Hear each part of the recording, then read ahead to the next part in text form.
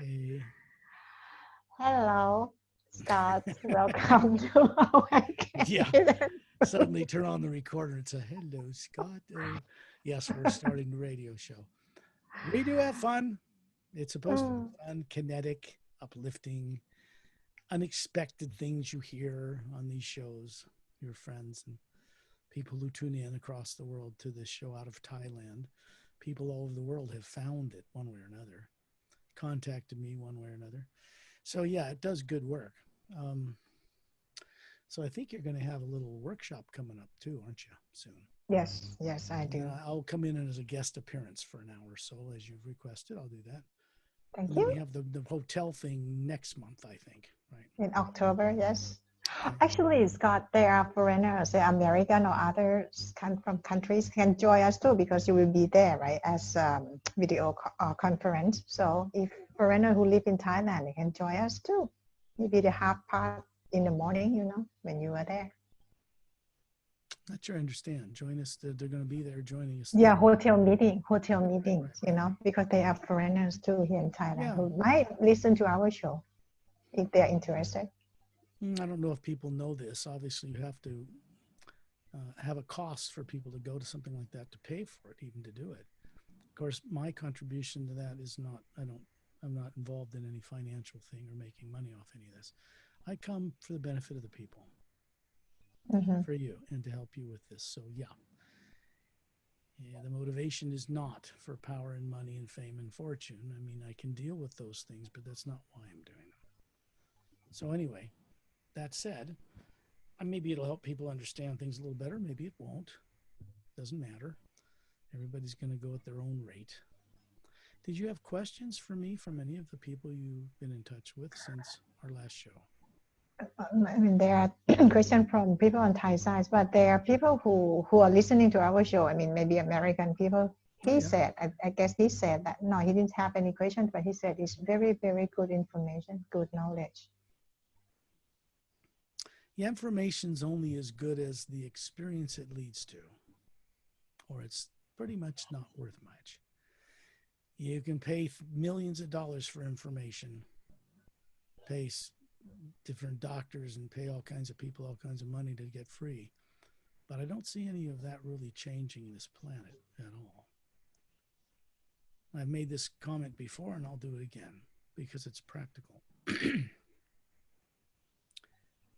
With all the things available to people as they are on Earth today, how they were brought up, religious training or government, it's really brainwashing, but whatever people believe, what they believe is not changing the world. It never has. And all I'm saying is that the next step beyond faith and belief is direct experience. On any master teacher anywhere in any world system, anywhere in the grand multidimensional creation in any history, knows that individuals to really gain much have to have direct experience beyond just belief. If it's good belief and they're very sincere, that should lead to some way for them to cross paths with beings that can help them have direct experience about what they believe in. I mean beyond anything shown on Earth. What's shown by the source behind all life out in the trillions of galaxies and all the dimensions out there. Individual beings running bodies on Earth, although they don't know this, and I know that the grand majority of them do not, they are actually capable of comprehending what they think is the supreme being. But they don't believe it. They don't trust it. They doubt themselves. Just like they doubt getting out of their bodies every night, like they do. Most of them are in fear that a demon or somebody will get them.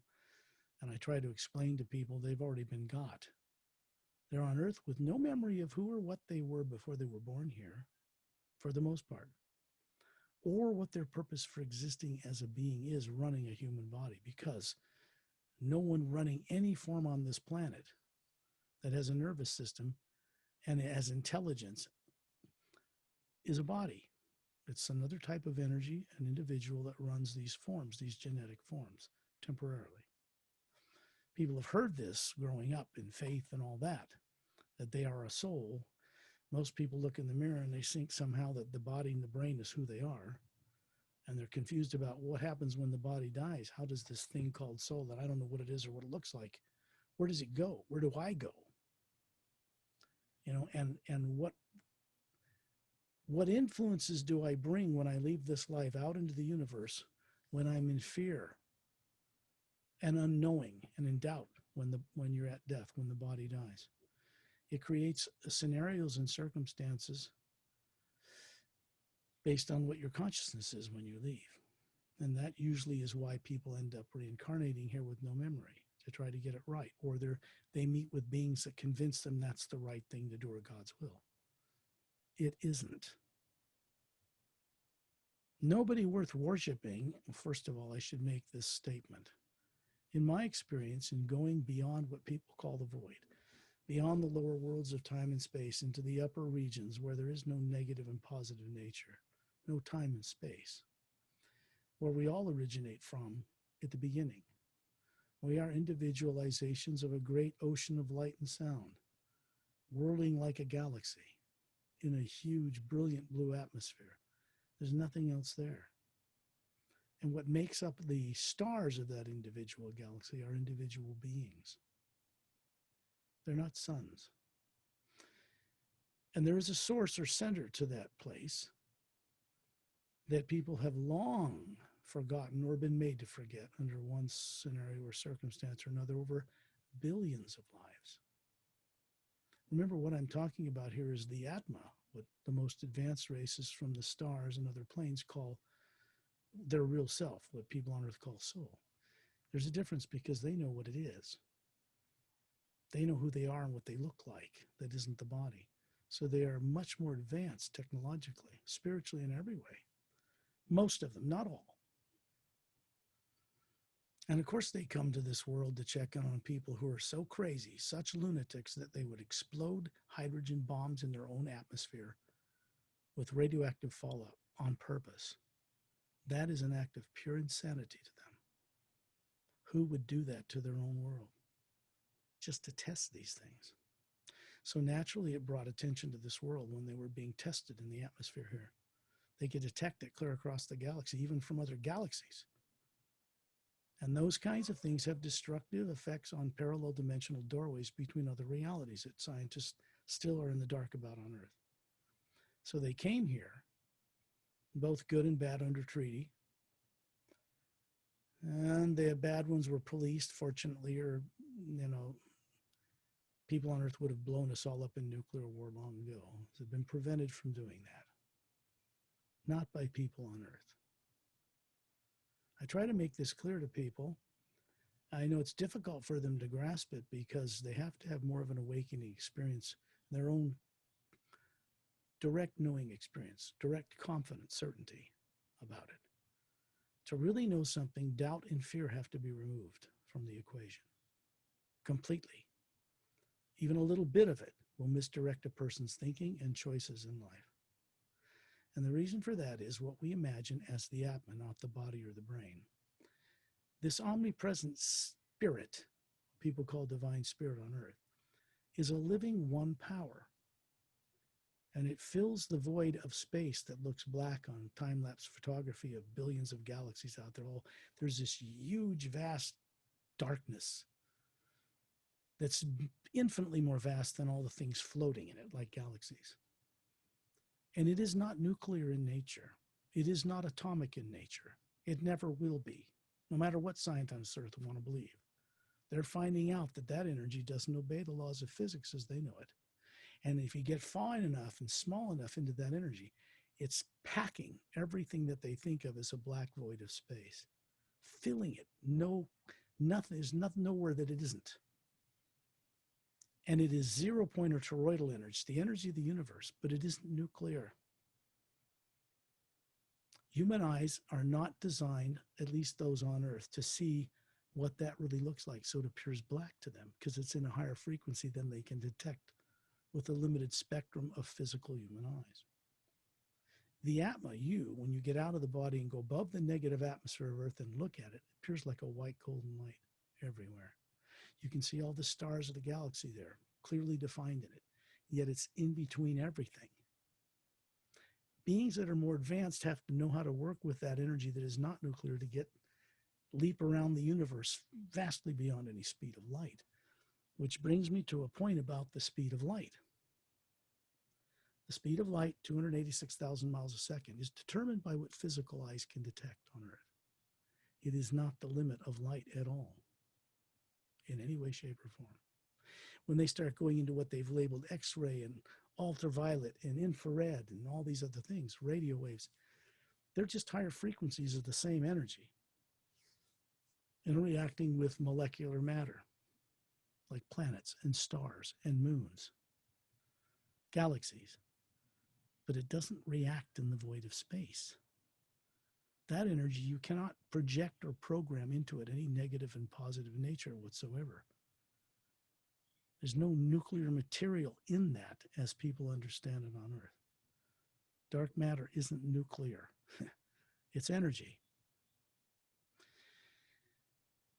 The one energy that is behind in supporting all life, not just life on little Earth, but in 104 parallel dimensions of the physical universe, then a barrier, then 104 parallel dimensions of the astral universe, causal, mental, etheric. You get to this big barrier that's called a void. It's a kind of a pale blue light and doesn't appear to be anything in it. And you cross that barrier and go into the upper realities. It's a pure positive energy. There's no time and space there, no planets, no moons, no suns, no stars. There are constructs there, places where people and beings dwell to co-create new ways of doing things to solve the bigger problem of eternity. And that bigger problem is simple. How do we make the lower dimensions of time and space fraught with negative and positive, good and bad, and people trapped and forget everything? How do we make them mirrors of the upper worlds, the upper realities? This has been the constant purpose for why the lower worlds were made. First, at some point, create them so that they are mirrors. They are gardens without all this fear and terror and negative natures, which are all artificial, by the way. Any type of negative emotion or imagination is not normal territory or nor normally a part of the Atma, the individual being, which is spherical. What is soul look like? What we really are that runs a brain and a body? Spherical. People ask themselves proper questions. They would say, why are suns and moons and planets round? Oh, it's because gravity, it turns and then it folds together on itself. And that's just an explanation for phenomena. They don't understand why they're round. They're just trying to explain from phenomena they can detect why they think they might be round instead of square or bricks or triangles or something floating around space. Why round? They are made after the design of the beings who made them. Round. And when you go to my website at paralleltime.com and you look at the book, say, The Emerald Doorway, I'll give you an example of something very helpful for people.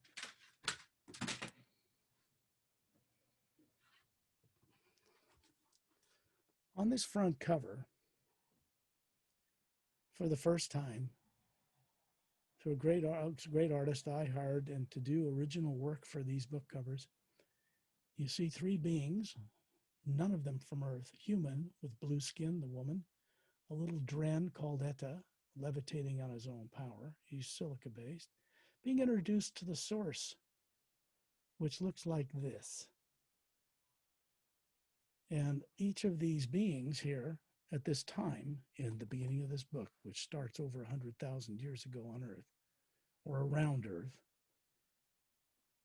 they have one of these hovering above their head. They don't know that yet. They're just like this on a smaller scale. So when you look at that, you get to see or begin to remember what you really look like as an individual being. It's not a body. These things were never made in the image of God, like people think. No. These are genetic entities that were evolved by genetic scientists out in the universe, many of them very masterful spiritually that way, on many dimensional levels, and developed to a DNA point where The being running the brain and body could run higher faculties of the Atma into physical reality and experience smell and taste and touch and different effects, transmit it back into the sphere of the real being so they could come up with new ways of doing things to fix this big problem. How do we make the lower worlds of time and space mirrors of the upper worlds? Every single living being in creation has this primary purpose at the core of their being. And through one series of circumstances or another, over billions of years, they've been forgotten or been made to forget it. They forgot it already before tyrants misused technology to implant them. They just added more problems on top of a bigger problem. So it goes deeper than the galactic war that ended 500,000 years ago in our galaxy. It goes deeper than the policing action good races have done to keep them in check, and they still did dastardly things on the side when they can get away with it. That's all coming to an end. Permanent end. And that's because where we come from as beings originally, we were in existence as non-nuclear, non-atomic energy. Energy, yes, but not as it's known on Earth yet. Before the lower worlds of time and space were constructed. And they weren't constructed by some big dude sitting up there on a throne called God, lording himself over everyone. No. We were all part of it. The lack of responsibility people demonstrate to take care of the worlds of time and space like gardens, to make them pure, unpolluted, gardens, Edens. That is our responsibility. But it's not limited to that. That's just part of what we should be doing to make the lower worlds more like the upper realities. This was prevented from occurring over hundreds of billions of years because the lower dimensions of time and space were built with a dual current, positive and negative, yin and yang, Maya, illusion. When beings, the spheres running physical bodies and brains on many worlds in many forms, not just human, got caught in imagining in either stream instead of the pure one they're made of and the one that's behind positive and negative, behind it, then they created both conditions, opposing forces in their lives, because as Atmas of the source, we have the same creative faculties as that source on a smaller scale. And we are co-creators with the one power, the one first sound, the one first hue, first half of the word human, the one first energy that is in the void of space and all the way through all the dimensions, that isn't nuclear. We are comprised of that, and we have a responsibility to one day be co-creators with that source. Not co-slaves, not its co-tools, not to worship it and put it on a pedestal and just sit there like a child waiting for it to do everything for us. No. We are not and never have been a physical body or brain. It is that aspect of what we really are that is the co-creator. And the principle is simple. This Holy Spirit, this divine energy that people call it and pray to it, is a co-creator with us. It means that what we imagine in it, good or bad, it manifests for us as one power. And that can trap beings in bodies on Earth with no memory. Because it simply complies with what we do. We're not supposed to be doing what we're doing on this planet with misusing our imagination the way people have been brainwashed and hoodwinked and scallywagged and fooled and tricked into doing. That kind of trickery didn't begin on this planet. It was imported here from out there. In the galactic history, people have no comprehension of anymore. They don't even know their own ancient Earth history. I'll give you an example. This planet Earth, it's estimated to be 4 billion years old, a youngster amongst planets, has been able to support human life in this form, not Neanderthal, Cro-Magnon, or extinct humanoid species we're not connected to and never were. We're meant to be able to work in a co-creative way with this source to make this planet and others a paradise. It's our responsibility, and we should want to do this. But if people can't remember who they are, what they knew before they were born here that has been deprived them, in no uncertain terms, before they were born here out there, then how can people make correct decisions on this planet running a body when they think they are one? How can government people and classified people and queens and kings make correct decisions when they can't work on all thrusters, when they don't remember the wisdom they've carried through eternity and billions of lives? We are meant to be running bodies as Atmas without suffering from the illusion or delusion that we are one. Because these things on Earth, they go around the sun a few trips and then they wear out and die. You got to leave anyway, whether you like it or not.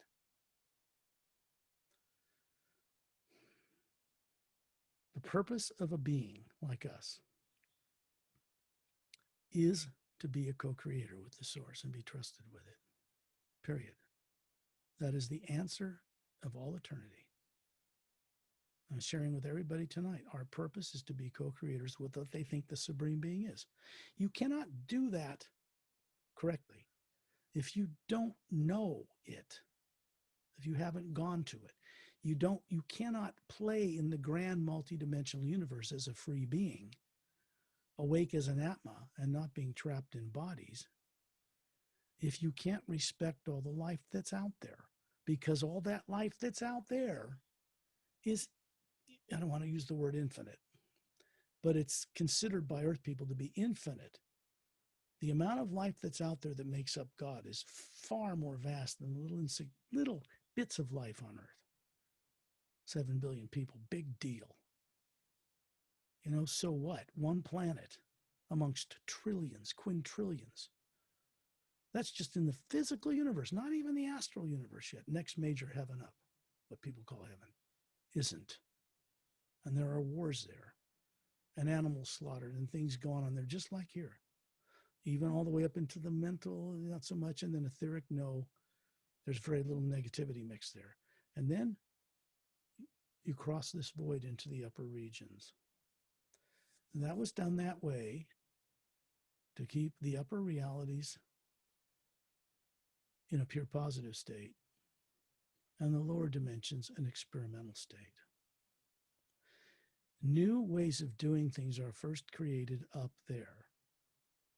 And then if they're tested as true, necessary, and kind by certain beings, they are then implemented in the worlds of time and space.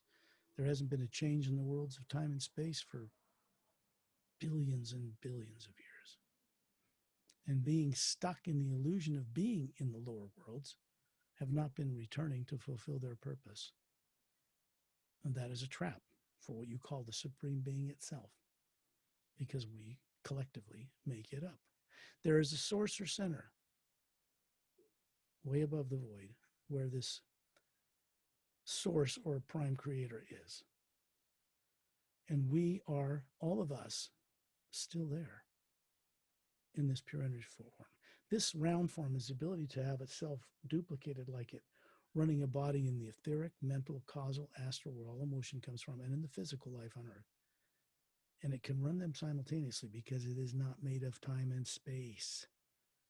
It is not energy that's relative to evolution. It is not relative to destruction. You could set a hydrogen bomb off under me. It would destroy the body, but this would not be harmed at all. It's not nuclear. The reason I bring this up is because if people think we're going to go out and play among the stars in rocket ships, you're not going to get very far out in space in one of those anyway, ever. Then we're going to have to embrace and accept the kindness and wisdom of other human and other races out there that already have long since conquered or mastered space travel, disease, human genomes, keeping the brain working at 100%, photographic memories, telepathy like we're supposed to have, and was developed in these human forms billions of years ago. So why on earth do people not have it? Because they've forgotten it or been made to forget it. These are natural functions. They aren't to be developed in the future when you gain greater mastery. These are natural, normal functions of normal human beings in other worlds. People on Earth are not normal human beings. Everybody on this planet knows they've been made to forget almost everything. They may not admit it, but they know something happened somewhere. So they'll make up stuff like, oh, it was God's contract with me to come here, dumber than a brick with no memory, to try to get it right.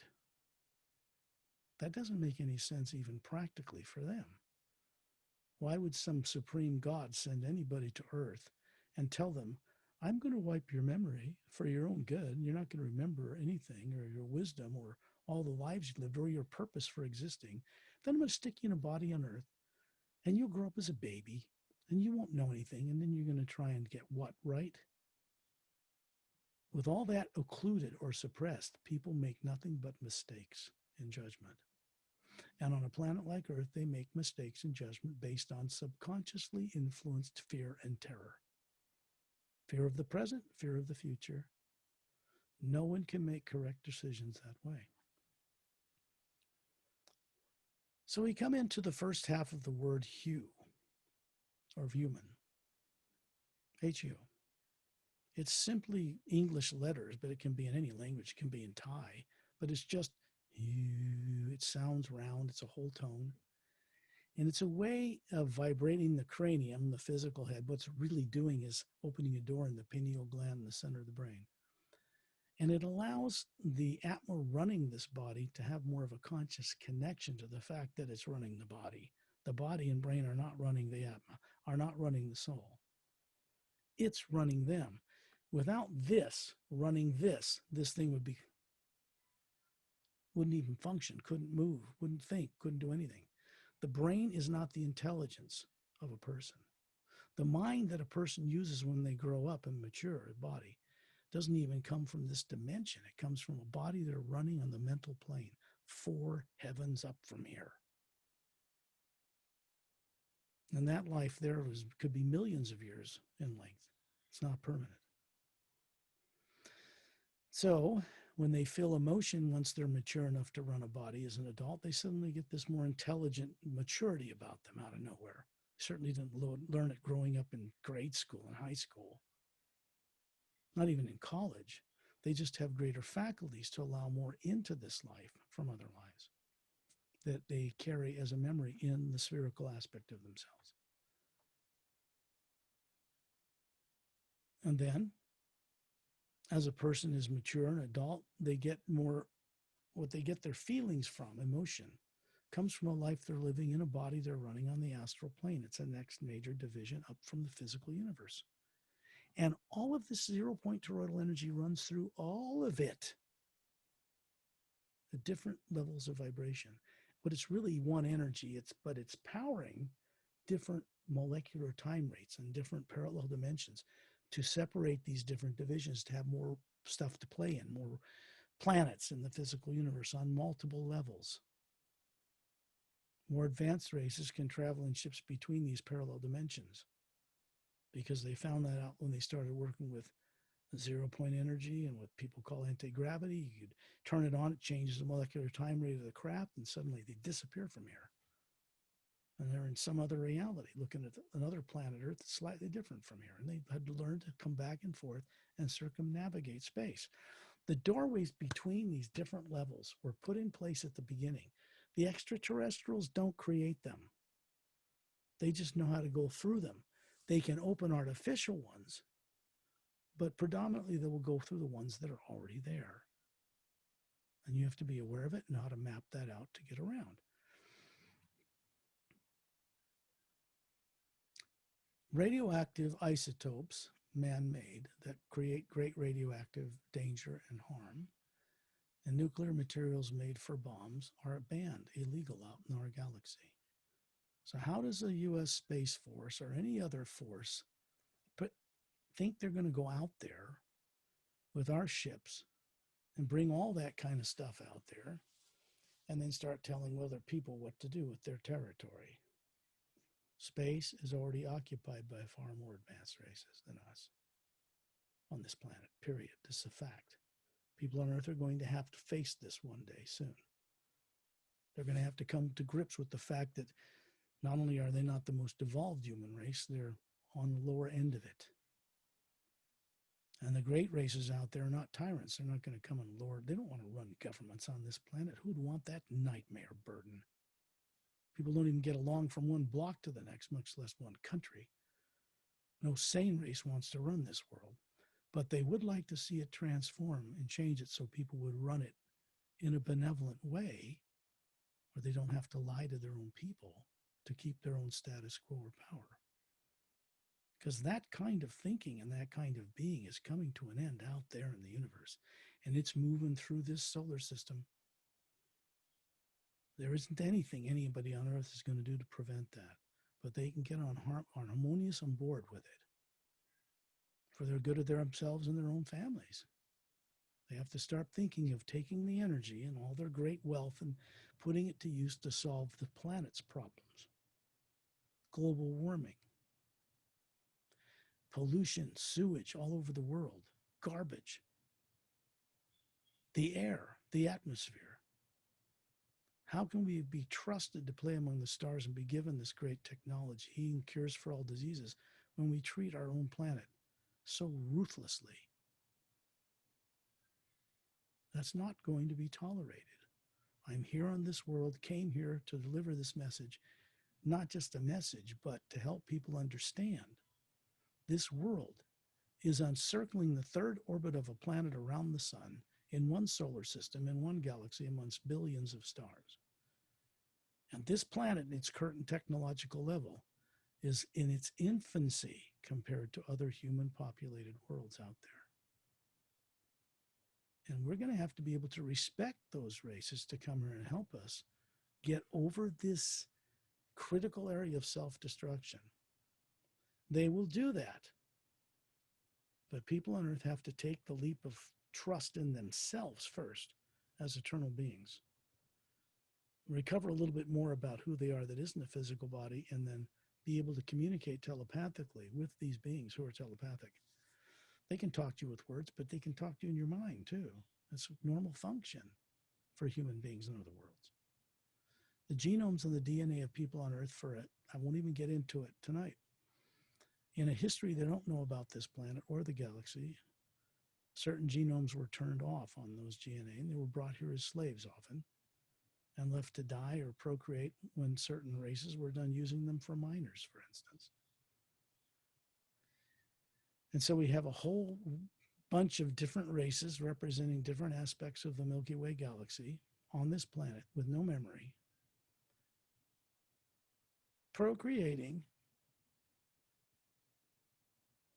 without really knowing what they are that isn't a physical body, consciously. And you've got a problem of everything being out of balance here because people, I don't blame people on Earth.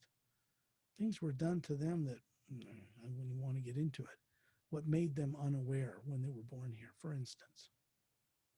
That wasn't God's will.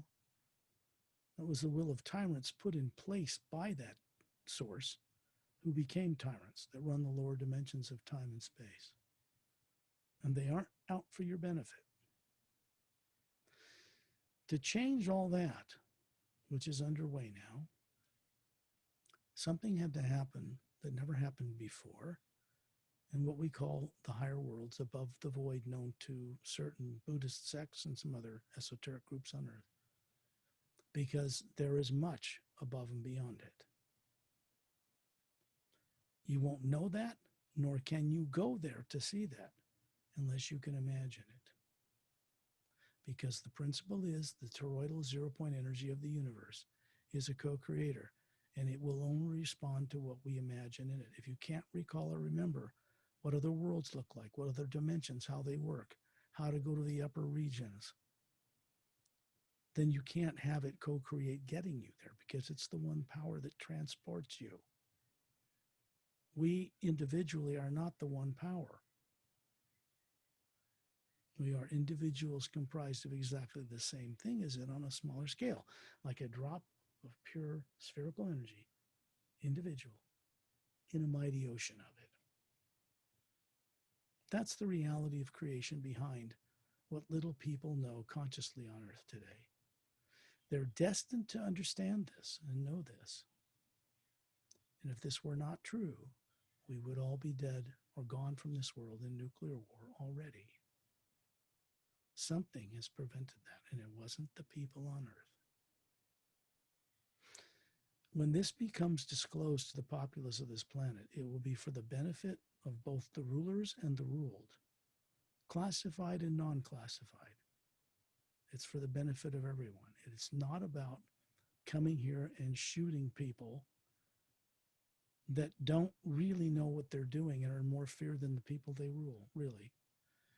It's about getting them to let go of old ways of doing things for the survival of their own families, life on the planet, and so they can be invited to go play among the stars. Because the technology to cure this planet and change it is ancient out there, not new. If they don't use money, they would come here and give it to us if we could be trusted with it. Hint, hint, hint. It's very important. It's simple. The beings who run most of this galaxy, and I know them, are not tyrants.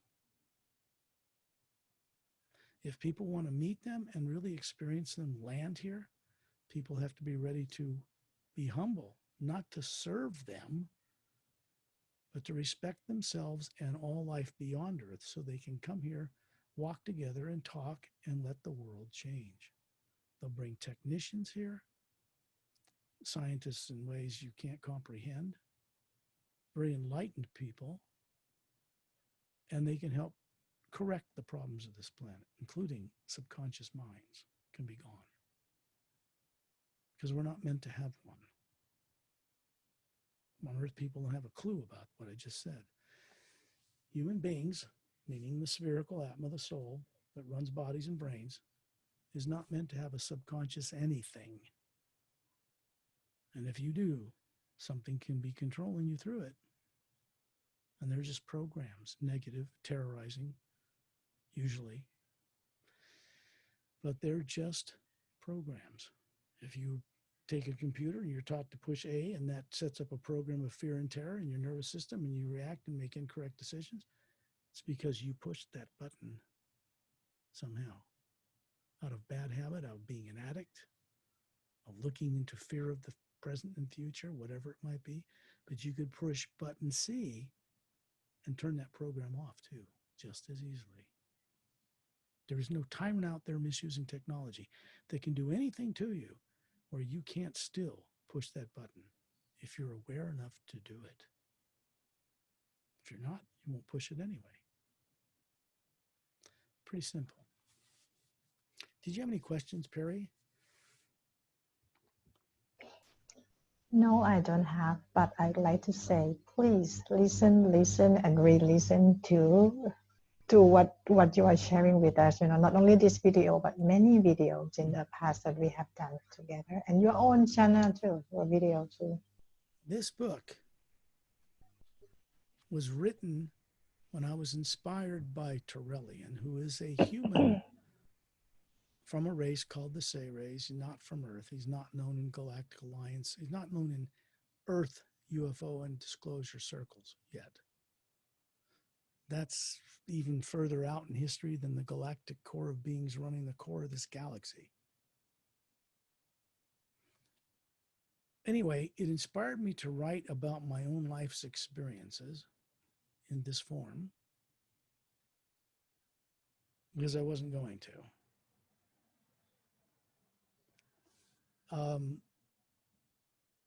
The training I went through, the things I went through to be able to do what I started to do after I was 60 on this planet took decades.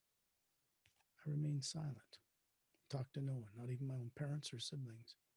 When I was having contacts with extraterrestrial beings, either by craft or out of my body every night or during the day, I didn't say anything to anyone.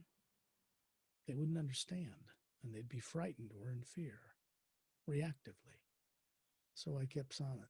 Anyway, when you look at this on the cover, this is the planet Saturn in our solar system right now. This is original artwork created for this cover because this is a scene from the book. This is a mile-long cylindrical-shaped Emerald Star cruiser. It's part of the Galactic Interdimensional Alliance of Free Worlds. It's not an organization known to most people talking about such things on the internet or on Earth. It is centered and comes from near the core of the Milky Way galaxy on a planet there. These are 30-foot in diameter galactic scout craft with 3 semispheric pods or hemispheric pods underneath. And this white stuff you see in here, looks like popcorn, is what makes up the rings of the planet Saturn in our solar system. That is frozen water.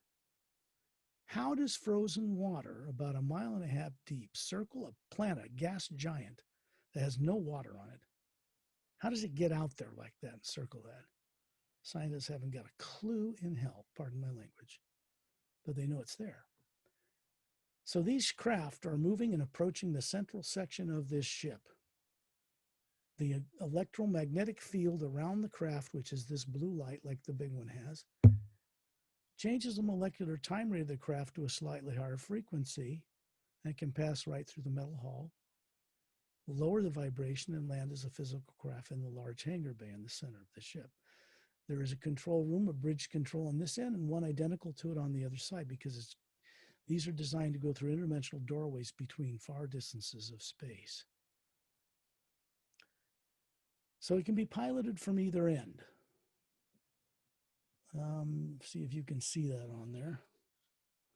You might not be able to see it in the book, but if you look close, there are little blue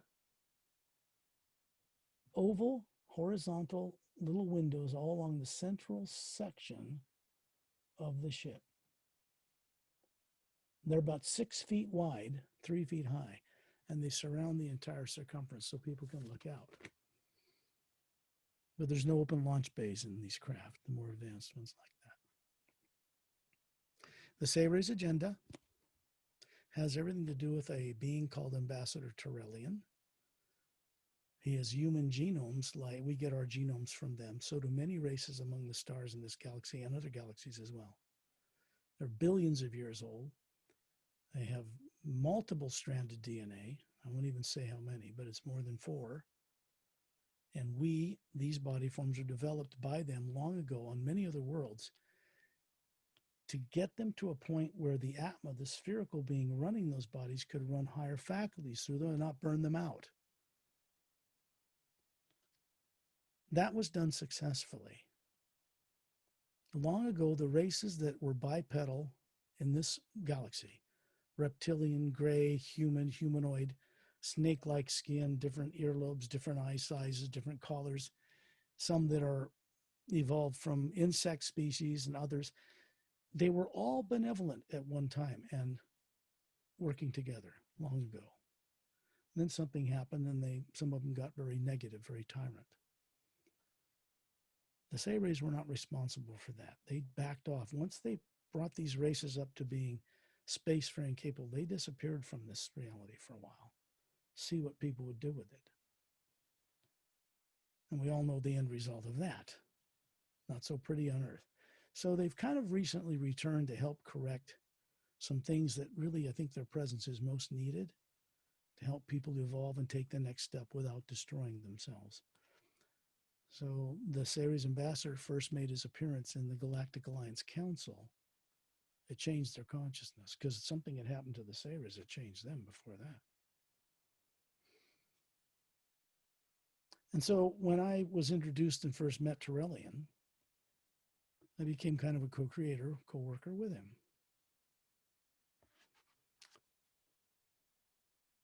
So this book really talks about Mark Sandfield and Janice Carter, cousins on Earth, who don't know they're not from this world and how they got here. And they recover who they are through the process of being picked up and contacted.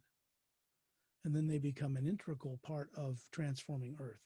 So the second part of this book, when you go through it, you're going to find that it is revealing something about the changed, destructive destiny of Earth into something unexpected in the days to come. So some of what you'll read here hasn't yet happened. other aspects of it have. So that would be helpful. And in the back of this book is a special techniques section. I had to publish 5 versions of this book. First one had a lot of typos in it. It was a bit embarrassing, but I published 5 versions to get to this original artwork cover. I paid and had some work close with someone to get this accurate. Like this is on the Emerald Doorway, Book 1 of the Parallel Time Trilogy. This guy, these discs, this ship, this opening to the 5th reality above the void, and what this looks like were very critical to getting them right before these books could be republished. This the 2nd time, this the 5th time. It's only in the 4th and 5th versions. This is the final version of it, where the special technique section was added in the back, because Torelli and others encouraged me to do this. It was not easy to go through that again, but let's see. If you look at this, get that page. Okay, here we go. It looks like this. For those of you who don't read English, it says on page 290, The Sayre's Agenda, Special Techniques to Safely Explore and Awaken Deliberately Hidden Truth by R. Scott Lemriel, Preliminary Techniques section. There is a technique involving the sound of the hue, the first half of the word human being, the primordial energy, 0-point energy. Human beings have the ability to connect into telepathically directly, safely. It has nothing to do with demons or negative things at all. It's the energy behind and above and beyond all that we connect into, not all that positive and negative stuff. And then there's an individual technique written for people for each single chapter, all 29. So when they go through this adventure and start to have their own dreams, remembering at night, or they bring back unusual things, or they suddenly wake up to new wisdom on earth, they can reflect on that and go back and find which chapter best resembles what that is, use that technique, and over time they're going to find that they're going to become back into knowing certainty about some things. No one can give someone else knowing certainty. Only the individual can decide to give that back to themselves, because the Atma is a knowing certainty being, part of the source itself. So what we're doing is bringing that energy back into the conscious awareness of people that they've long forgotten. That's the Sayre's agenda. Yeah, myself, I go on the exercise on page 327 almost every night, to get more experience. And Scott, you have a project, right, for the benefit of our life. You want to talk about it? Welcome for the funds, for our funds, if you want to make your... No, it's not a request for funds. It's not a request that anybody do anything that they're not motivated to do individually anyway. There are a few very wealthy people on this planet who are changing dramatically right now. They're being approached and worked with when they're out of their bodies at night, because everyone goes out of their body every night when they put the body in the trance state called sleep. People on earth are masters of doing this, and that they can't remember a frickin' thing about anything else, even what they are as a being. So they come to this earth knowing how to make the pineal gland secrete serotonin, make melatonin, chemicals that make the body run on automatic when you're gone. They're not brought up on earth, taught to have a good subconscious foundation, which isn't negative, but good habit to work with and know getting out of their bodies that they can, their telepathy, using 100% of their brain instead of 6 to 10% like we're told we use here. That's not normal. It's 100% developed. Why aren't we using 100% of it? That makes no sense at all. It's nonsense. People don't use it because they don't know how to use the higher faculties to utilize it anymore. I'm not talking about the brain itself. The being running the brain and body is what does that, not the brain. The brain can't imagine anything. It's not a device that can use a motion picture projector to project images on a screen that you see in your brain cells. That's ludicrous. Of course, that doesn't work that way. The brain is for running the complexities of the body. It has physical memory growing up, but it doesn't remember anything about other lives, other realities, the other dimensions, leaving the body, because it can't do that. Only the being running it, animating it, can do that.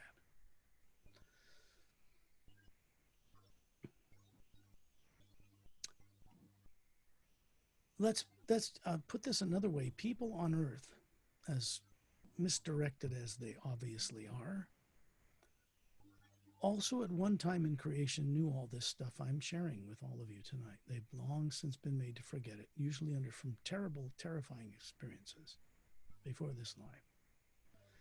It's all recoverable. It can all be recalled, remembered under the right conditions. It's as simple as that. Nothing's ever been lost from any life, from anyone everywhere. It's still in memory within the Atma itself. The Atma, you, is spherical and it has layers. White light central core, or white golden really, and then it has like a yellow layer, then an orange layer. It goes into a green, then blue, lavender, violet, or the other way around. It's like the spectrum of light, and they're made of individual teardrop shapes in layers. These are higher faculties of being. Each one contains information about other worlds, other galaxies, how to get around, innate knowledge you knew before you left the higher worlds and started running bodies. And this is what we're waking up. Getting people to turn on higher faculties they have forgotten, don't even know they can use, and are dormant, and they need to be exercised until a person is confident with their use again. That's it. Fear and terror subconsciously are the only things that keep people from reestablishing this. All negative emotions and imagination are misdirecting always and can do nothing else. They are artificially created, like the subconscious mind, somewhere in your history before this life. And in it are programmed things to keep you terrorized so that if you dare remember, some alien race will eat you alive or kill you again. That's their threat. And it's a false threat. It's not true because they're not allowed to do that anymore. They have been stopped permanently from that kind of thing in our solar system and on Earth. So, for people on Earth to go play among the stars, as we are right now, we have no future there. None. Because space is already occupied and they're not going to tolerate us going out there the way we are. To muck it up and pollute everything out there. No. Our solar system is quarantined. It just means that until we grow up and can become normal, we're not going to be allowed to go out there and play amongst the vast numbers of races that are kind, that don't do what people do and governments do on this planet, and would not tolerate it out there. So this idea of weaponizing space is ludicrous. It's the acts of lunatics in competition with each other believe they can take that among the stars and do whatever the hell they want. This is not true. There are people in classified arenas on this earth today that have been, in no uncertain terms, already shown this. So they know that change is coming. It's not about harming them. It's about helping people change so they can give up those things which pollute and ruin their own world in favor of gaining the entire cosmos. That's a pretty big statement. Earth people actually have the potential to play in the universe, even where they are now, under right conditions. A wave of energy can flow over this world that would cause people to rise in vibration up above the negative subconscious influence long enough to make a choice, to ask for the assistance of these races. They're not tyrants. They're not going to force it on anyone. They're also not going to let us destroy ourselves either. They don't want to run the governments here. They do want to help transform this world instead of letting it be destroyed, because they're not going to tolerate that anyway. That would cause damage to life in parallel dimensions through interdimensional doorways that are in a geometric grid pattern around this world. On the bottom of the ocean, above mountains, volcanic ones in particular, in the middle of the atmosphere, or just outside the planet in space. Much of how this works is disclosed in both the Savior's Agenda and the Emerald Doorway books. I've only written about and published, and the only purpose for my publishing them was to have them be a kind of a doorway for the first half of the word human, the omnipresent toroidal zero-point energy of the universe, that's moving in a new direction through the universe than it's never done before, and it's heading through the solar system. There is no race out among the stars nor anything on earth that can prevent what's coming now, fortunately. So this work is about helping people transform in a way most or least destructive. People left on earth to their own devices, you can see what's happening around the world. That isn't aliens doing that. There are no negative aliens influencing that now. It's what's already in the subconscious, misdirected minds of people causing that. And that has to be ended. If people are going to breathe and come up for air and actually say, oh God, what were we doing? Were we nuts? Yeah, you were. Okay. So Scott, for people who want to get your book, can go to the link under these videos, okay, or to go to your I website. provide them, yeah. But they could go right to Amazon or iBooks or Barnes and Noble in the U.S. or Ingram Spark is a publishing relationship I have as a publisher. They will get books in bookstores if people want to order them from any bookstore where they don't have Amazon, for instance, in Thailand. And they can get them because Ingram Spark sees to it. They have print-on-demand facilities around the world just like Amazon. But they're prehistory before Amazon, and they, from 70% of the world's publishers, they get books into bookstores. Generally, they'll be on a shelf when they're more successful, nearing a New York Times best publishing area or something, because there's competition for that book space. But you can always order the book through any bookstore, and they'll deliver it. So until we get these books to a New York Times bestseller category, they're not there yet. People can still get them. They can go right to Amazon, or they can go to my website. I think if they go to paralleltime.com, and it will be listed under your video, they'll be able to click on the links that are provided to go right to Amazon, right to the right sales page, or right to iBooks or for ebooks or trade paperback, and get them in the most efficient, easy way without having to hunt for any of it. There's no shopping carts at my websites. I have 4. Parallel Time is the main website. Mm-hmm. Total Spectrum Publishing, Total Spectrum Productions, and Total Spectrum Media are the support websites. And there are minute and 20-second or so videos with the wonderful Jessica narrating them. You can hear for free at those sites. Very moving, very motivating. And more that we're working on now, 26, that will be promoted through YouTube and Amazon and others. They're now about ready to do that on a larger scale. So we're working on those in the next week or 2, and then it'll go on a new direction. Okay, enough said on that. How about if we go on a little journey, unless you have questions? No. The reason I take this long time to do this is because when I speak in this way for a listening audience, they're going to hear a lot of stuff they've never heard before, anywhere, in any way like this before. And it's made and designed to stimulate the awakening of long dormant faculties and higher awareness. When I do the hue and start on one of these guided journeys, all I'm really doing is sending out a frequency to each of the forms you're running on each plane. Physical here on earth, astral, emotional, causal, mental, etheric, and on up, even into the upper worlds. I do this with Torelli and other beings, not from earth, never grew up here with subconscious minds. And it's done for your benefit. I have no other motivation than that. Don't really care whether you believe that or not. It's why I do it. When I send out the hue, the first half of the word human, I'm simply connecting into that 0-point toroidal energy, energy of the universe, that's packed full between all the things floating in it, and then connecting there, and then all the way up into the higher realms above the void. Remember, this energy is connected through all of it, and it does not work on the limitations of the speed of light or time and space.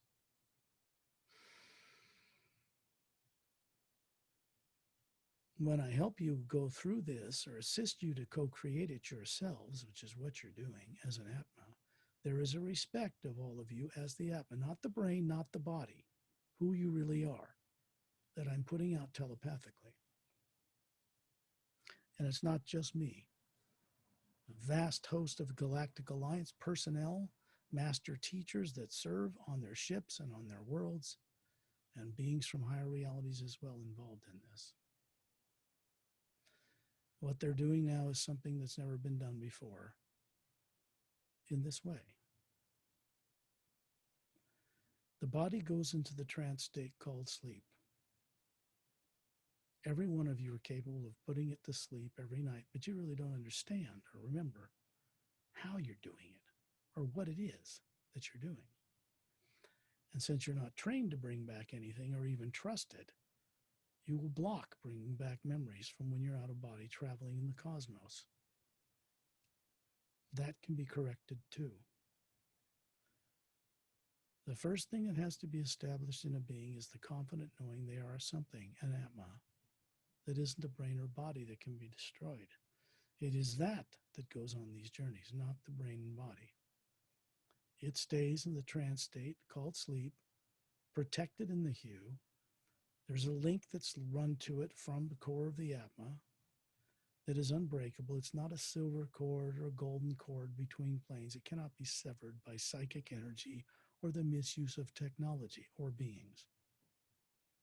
It is part of the energy behind such things, and they can't penetrate there.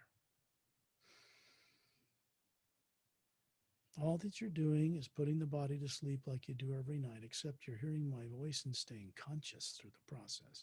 And then I begin to describe for you what it is we're seeing outside of Earth and beyond, to help you reestablish your ability to imagine how to go there. Because then you can imagine this in the omnipresent living energy behind all life, and it will create the circumstances and take you there. It is the one power that does this, not us.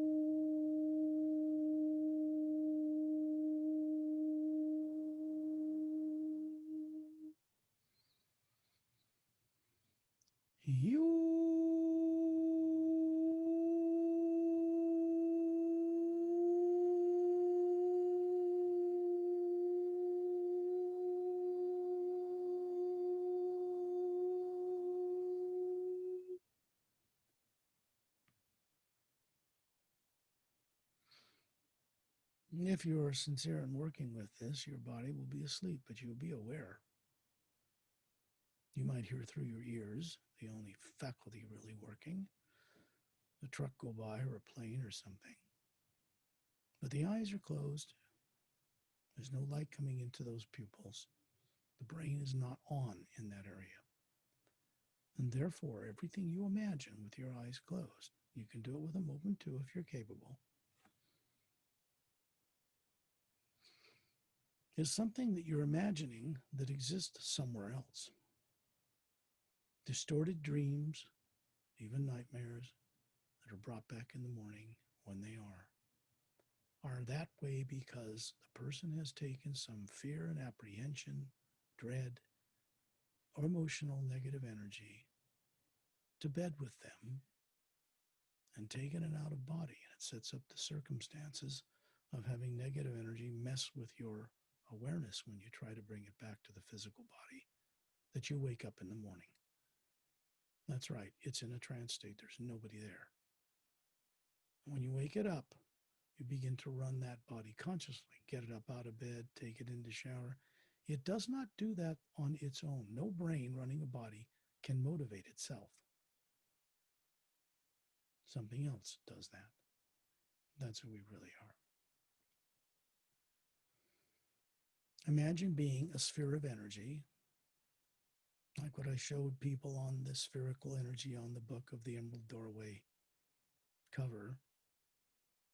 And you are looking down on your body, either sitting in a chair or lying down, outside on the grass, wherever you may be, in a car. And you can see it. Look kindly on that form because it is not designed to understand what you're doing now.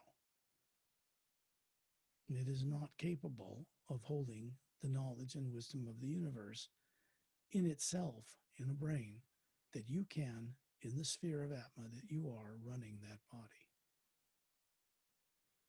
You as the Atma are capable of comprehending and understanding and co-creating with the source behind all life itself. The most advanced extraterrestrials beyond Earth call Prime Creator. They do not pray to this omnipresent living first sound behind creation. They imagine in it because it co-creates with what we imagine. It is a co-creator with us. So they are careful not to imagine negative things in it about the present or the future. They know better.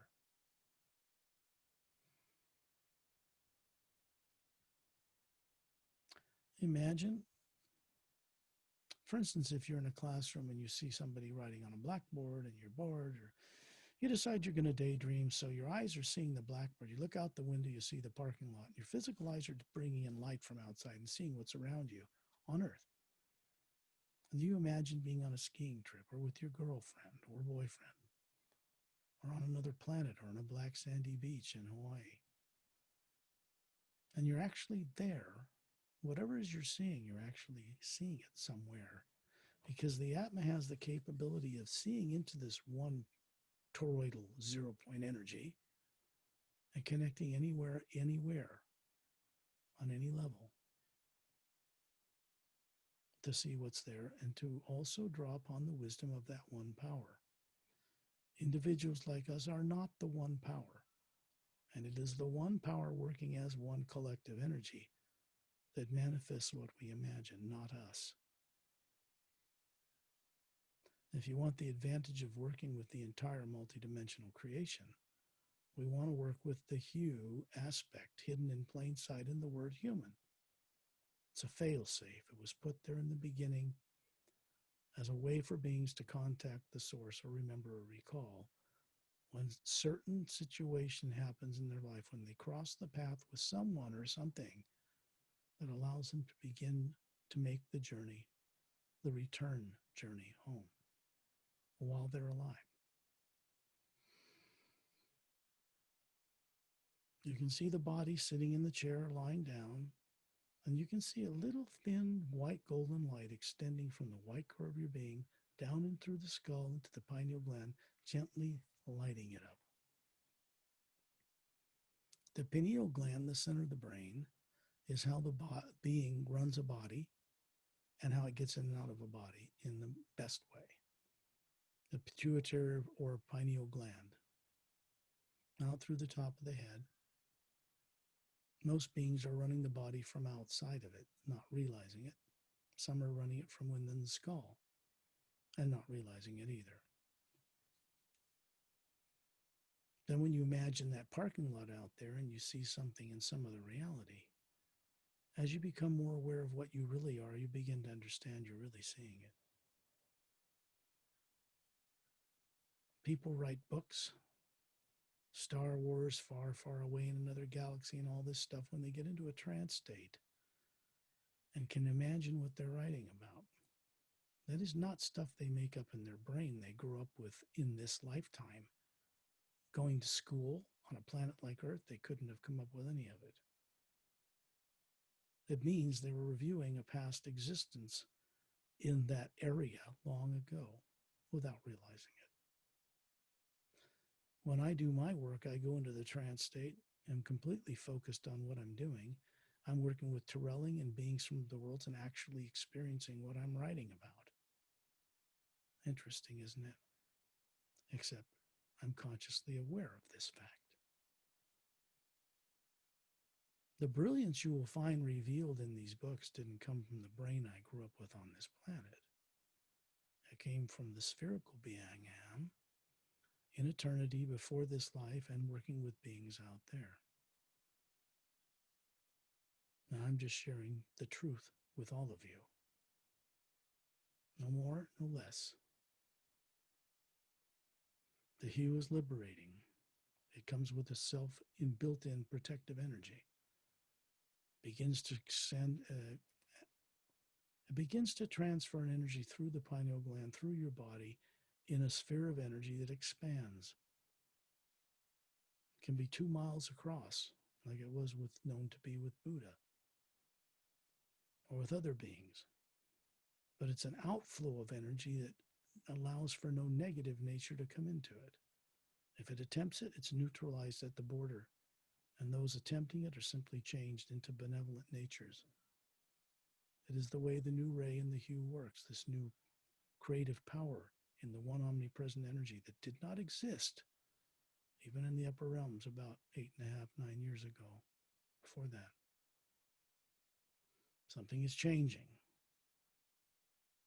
We're all living on a planet right now in the midst of a great first change ever, and the structure and nature of the grand multidimensional creation. And this is not about destroying the lower worlds of time and space, which has been done several times before. Rebuilt, beings are sent back into it.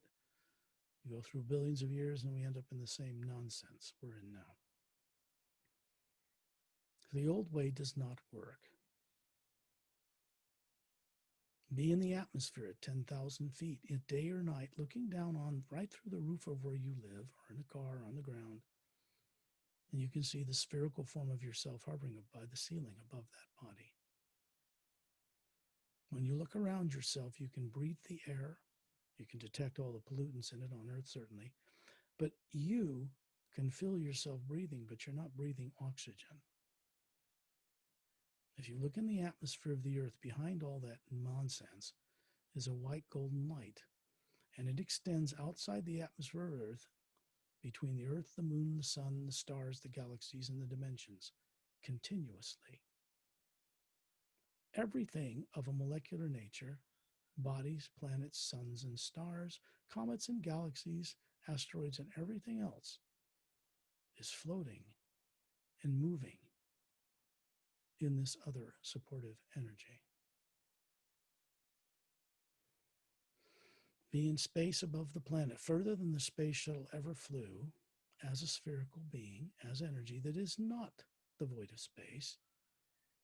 It is not the planet Earth. It's not the moon. It's not the sun. It's not the stars.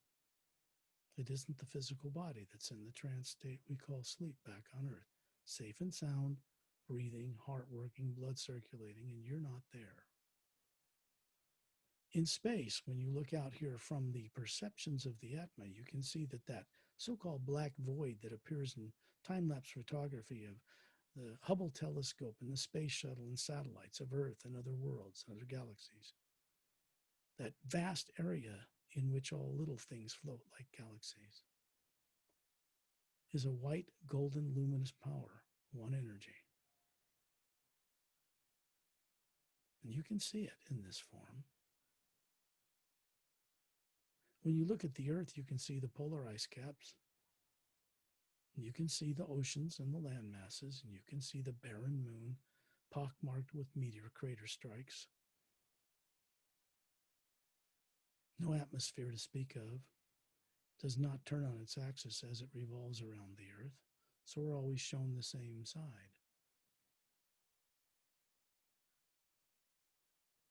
That is not normal, by the way.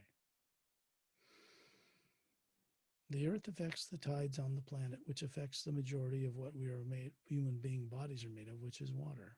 Pulls on it, makes it emotionally more difficult for people on a planet with one non-moving moon, non-spinning moon. A planet should have no moons or more than one for best balance, and they should be turning on their axis. Little FYI here, but good information to know if you have never understood this before. If you're a quantum physicist of any stature, this will make sense to you if you're honest with yourself.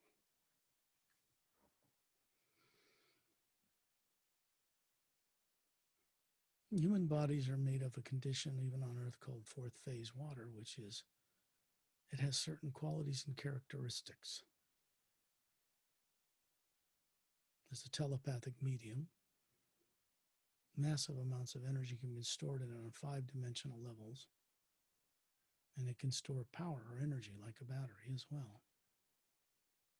People don't know how to use it. They're not awake to use the faculties to make that effective or useful for the most part on Earth currently.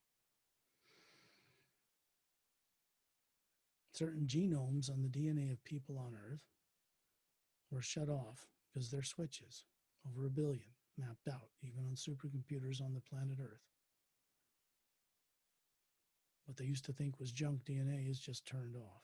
They're trying to figure out how to turn it on, how to work with these individual genomes. Telomeres that are on each end of the twin-stranded DNA in human cells on Earth shrink each time they duplicate. This is called aging. The key to stopping aging and disease is to control the switches of the genomes and to cause the telomeres not to shrink when they duplicate. It's a switch, in which case you would not age, at least not for 1,000 years anyway. Humans on normal planets out in our galaxy live at least 1,000 years or more.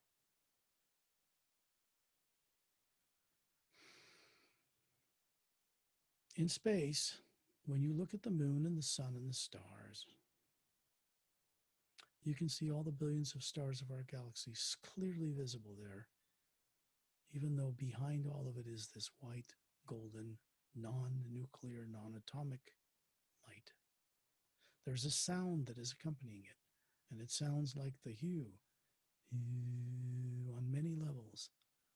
It sounds as if millions of men and women's voices with perfect vocal cords are singing this in harmony.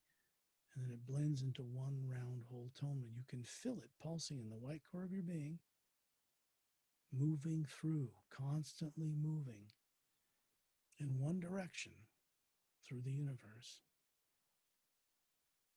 It moves through the physical universe, goes up through interdimensional doorways, up into the higher realms, back to the source itself, and circulates like a big breath in and out.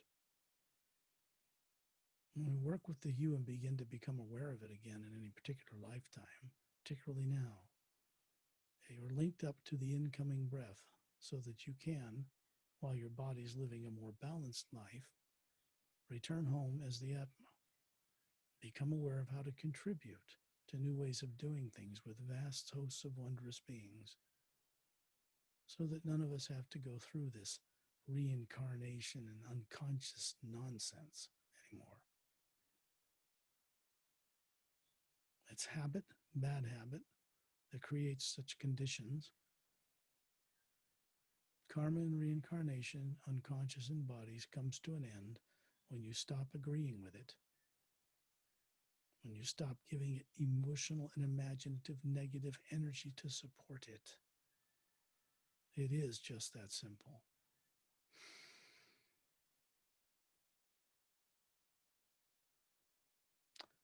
Terrellian, you're going to see him appear. Who you are on this journey are going to find yourselves as a spherical being circling around another being that looks like you, maybe a little brighter. And you're going to see a body take shape standing in the void of space above and outside the planet Earth, outside the negative atmosphere of that planet, in the energy field where no negative really exists.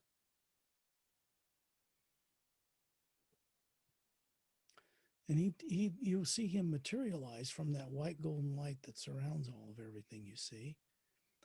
And standing in an 18-foot tall body with slightly curvy blonde hair, big blue eyes, slightly pointed ears, kind of a white tunic, single piece gown, like a Greek god with his two thumbs up, which is a technique, and there's a white golden light around them. He's simply holding the space so that you as Atmas can bathe in this energy long enough to remember, begin to be healed, to begin to recover billions of years of forgetfulness.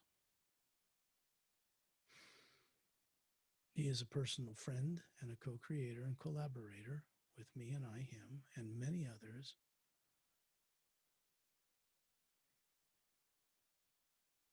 There's no negative nature in him. Out here, there's no negative nature in me either, or any of you. As the Atma, you don't take that with you. That's shut off. It's a field of energy surrounding the outer layer of the Atma that comprises you, through which you see distorted images. Those are implants. They aren't in the physical body or brain. You take them with you when your body dies. It's what's in those through which you look that makes you misdirect your decisions to reincarnate again unconscious in a body. They're programs, and they can be neutralized. First step to doing that is be aware they're there and that you have the ability to neutralize them if you choose to. The beings that you will meet tonight are very well adept at helping beings recover who they are and removing subconscious minds, but not before the being's ready to do this co-creatively through the right use of their imagination with those who can best assist us. And it has to be done in a way that doesn't burn out your nervous system on your body on Earth that can't usually handle free flowing energy this way. There's an adjustment that occurs in the brain cells, turning more on in the body so it can handle and receive higher energy and experience from the Atma that you are running that body. So you can enlighten the physical brain and body in this way.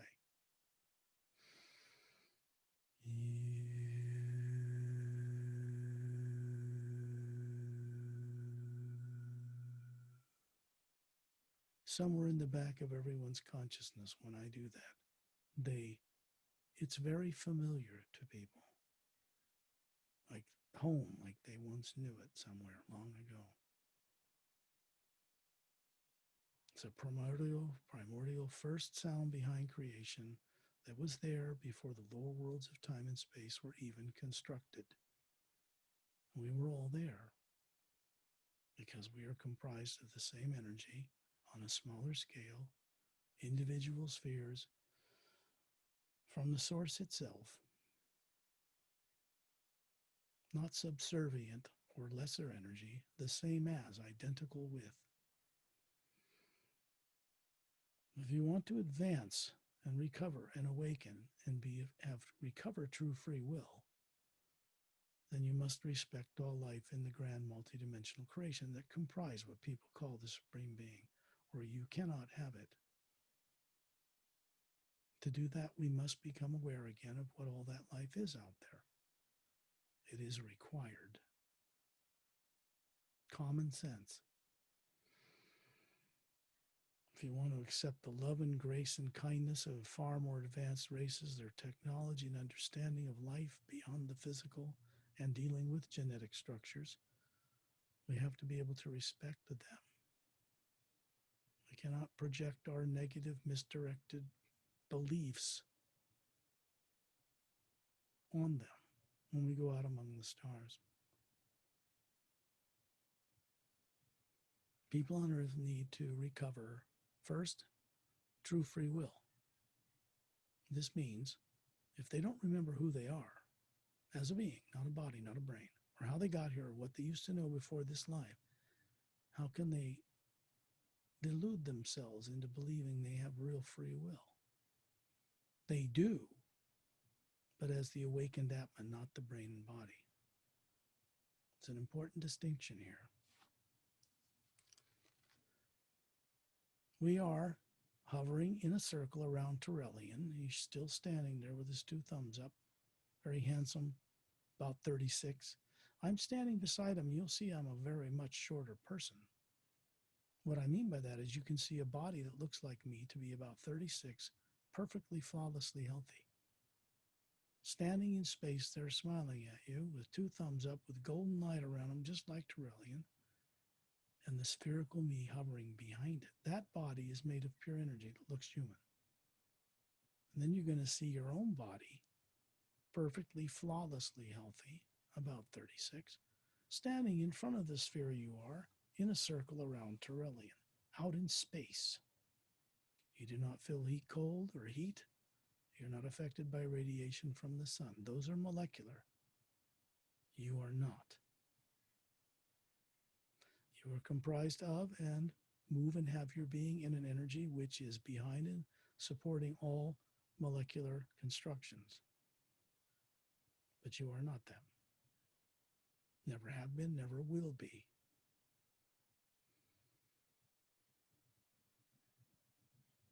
When you look at the earth, you're going to see Turellian torn towards it, and then you're going to look at the earth shimmer like a heat wave in a desert.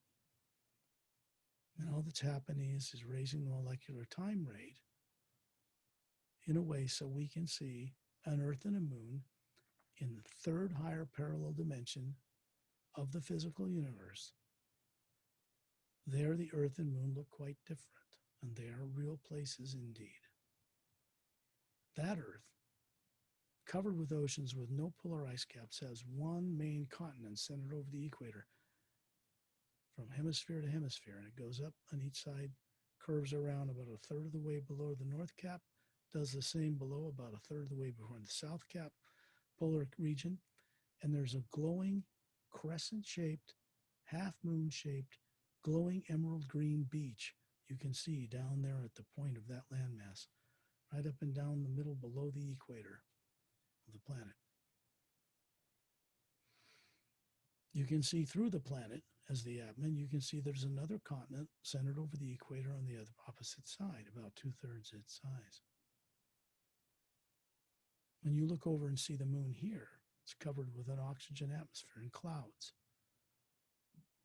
and little lakes and rivers and 5 domed cities with 3 golden 4-sided quartz cap pyramids in each one.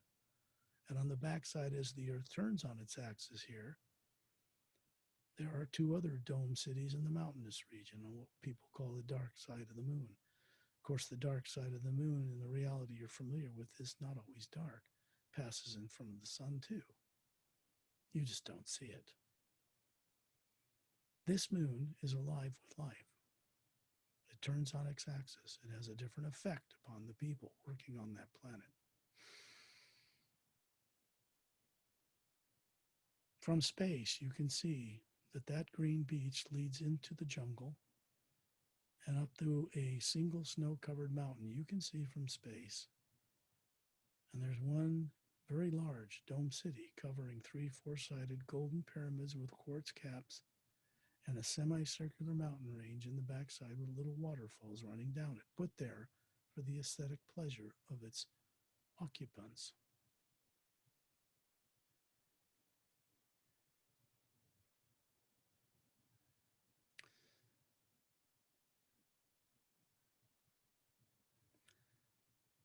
We're going to go on a little journey this time out into our solar system.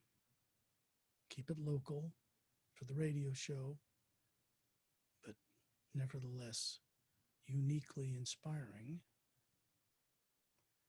We're going to visit this Emerald Star cruiser from the Galactic Alliance that is stationed in the ice rings down in them, camouflaged in the sense that if you went there in a ship from Earth, you wouldn't see it because it's simply vibrating at a slightly higher molecular time rate in a next parallel dimension, out of phase, as they call it, with our reality. You can begin to see the planet Saturn as if it's hovering there in space, not far from Earth, has all of its moons around it. And before you know it, all of us surrounding Tyrellian are hovering above the ice rings of the big gas giant Saturn. Those are ice. Some of them the size of skyscrapers, some small. And it's protected by an electromagnetic field, keeps a pocket of energy around it so nothing hits the hull. And you can see a series of 6 ships flying towards that in an arc down through the ice chunks, and they're beginning to enter the central hull section. They raise the vibration, the blue light around the hull brightens, and they simply go right through the hull. And then you can see through the hull for a moment. You can see a big football field-sized hangar bay with semi-spherical lights lighting the ceiling. And a dozen ships parked in 2 parallel rows of the same type, and the ship after ship coming down, lowering their vibration and landing in symmetrical order on the floor next to a conveyor belt that is running from one end through a pyramid or triangular shaped golden opening to a pyramid opening at the other end. Personnel are walking over and stepping on it. They're grounded or gravitationally fixed to it so that they can move their upper torso, but their legs are fixed. They can't fall off. And it's whisking them away at quite a tremendous pace. When they get near the opening at the far end, left end, they step off. They're no problem, and walk into this hallway, golden triangular hallway. And then we find ourselves, all of us on this journey, standing on a plush blue carpet, about a little forward of midsection. On the upper deck, 60 feet high, many feet long, and you can see little blue glass top tables, egg-shaped chairs with blue cushions, and several hundred of the ship's personnel from different races in the galaxy, human, humanoid, snake-like skin, violet eyes, golden eyes, red, green, all the kind you'd have on Earth, but a little larger than people on Earth. Different heights, wearing a Galactic Alliance symbol piece uniform that has on the lower right shoulder, I think that's it, yeah, a pyramid, golden pyramid, hovering above the white nucleus of a circling galaxy with 3 blue stars in triangular formation above the apex of the pyramid, the little quartz capped. It's golden-sided. It's a symbol for the Galactic Interdimensional Alliance of Free Worlds. There's purpose to it. And these men and women from many world systems, you're going to find yourself there with a body that looks perfectly healthy, about 36, and that's what they appear to you. And there's the sphere you are running. And they can see both the form you're presenting to them and who you really are. You're going to notice there's a sphere and Atma hovering above all those forms on that ship. And behind you, you see Tyrellian standing 18 feet tall. It's a 60-foot ceiling. And there's the sphere behind him. He's still got his 2 thumbs up. The ship's commanders, a mated pair, male and female, elegant, a little bit older looking than the rest of the crew, stand up from behind a blue glass oval table and nod their head with their right hand over their chest area to greet us. They know who we are. The ship's personnel you see here are adept at helping people remove subconscious misdirecting programs called implants. They have the technology and the way to do this and the know-how. It is not on Earth yet. So what's really being corrected here is not a brain and body, but you, the Atma itself. The subconscious is not in the brain of the human body. It's not a chip under the skin. It's a transparent, thin energy field surrounding you as a sphere. Something done by tyrants. It cannot affect the Atma itself or harm it, but they can put a field of energy around you through which you see distorted images when you look at the universe. And when you're on this mission, on this journey, you're going to find that a man and a woman will walk up to you, both, each one of you, and they're going to work on that transparent field of energy, not the core of your being, not the Atma. And they're going to start moving circular holes into place. They're removing something so that you have at least 3 big areas to look out into the universe as the Atma and not go through this distorted material. It has to be undone gradually and carefully.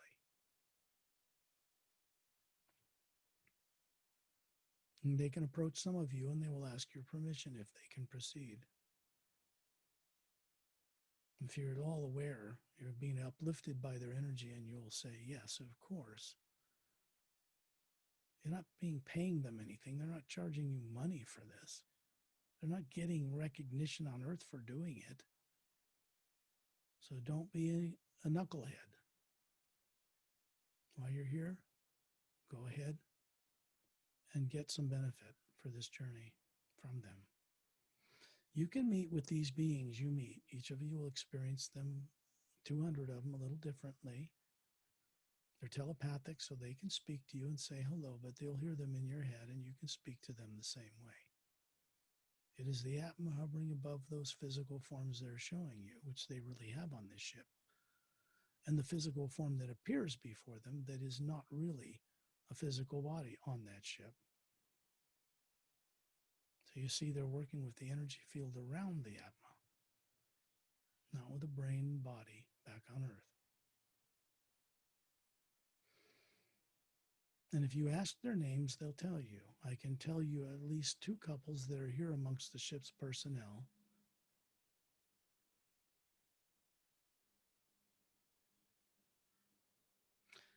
Dantial and Tonaltial.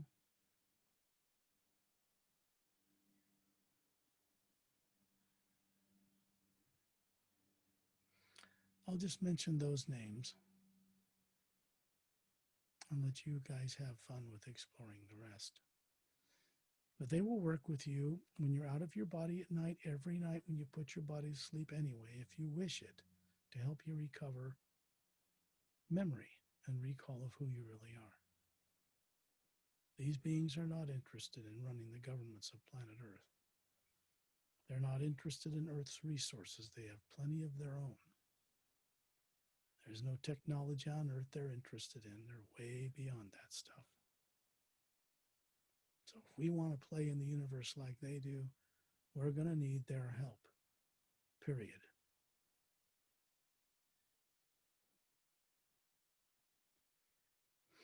The commanders are very elegant people, about 6 feet tall, human. When you go and explore the Sayre's agenda and the Emerald Doorway books, you will find out their names and how to properly address them and to get to know such beings better, if you wish.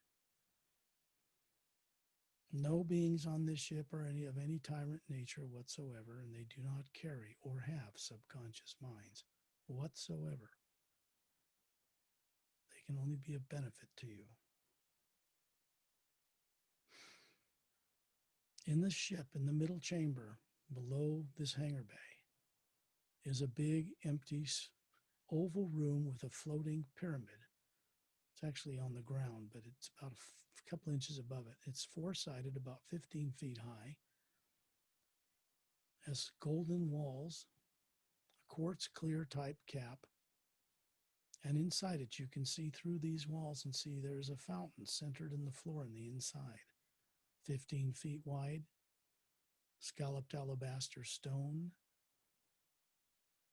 a statue of a being standing in it, with his hands open, palms out by his sides, and a white golden light is pouring from the palms of that device into this fountain, filling it, and it's pouring over the outer edge in a glistening, luminous white golden sheet and dropping through the floor of the Emerald Star Cruiser. You can find all of us hovering, including Turellian, in this big chamber around this pyramid. And that fountain moves out of the center of this pyramid right through the walls and sets itself down on the chamber floor.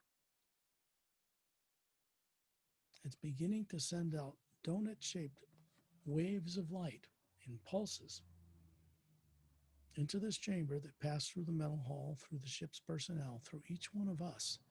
And this body form standing in front of this sphere that you are. You can feel your hair blowing like a wind is blowing it behind you as it passes through you.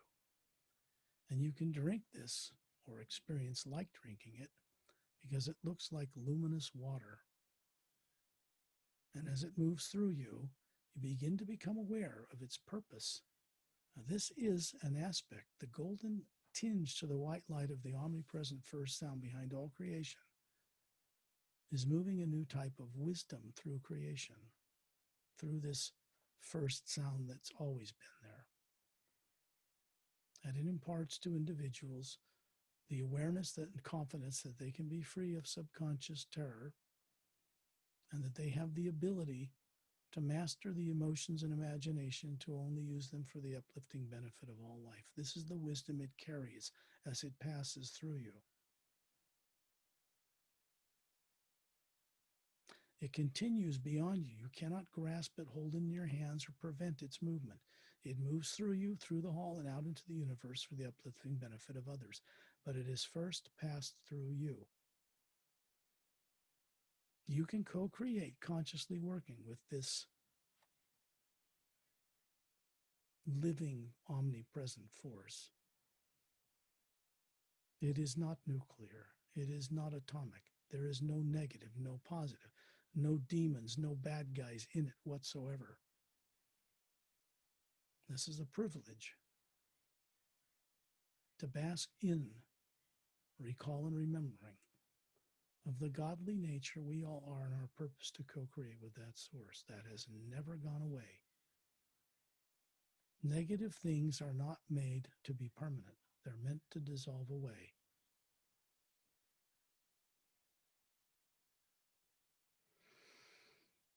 Then find yourself in space around Turellian in a circle.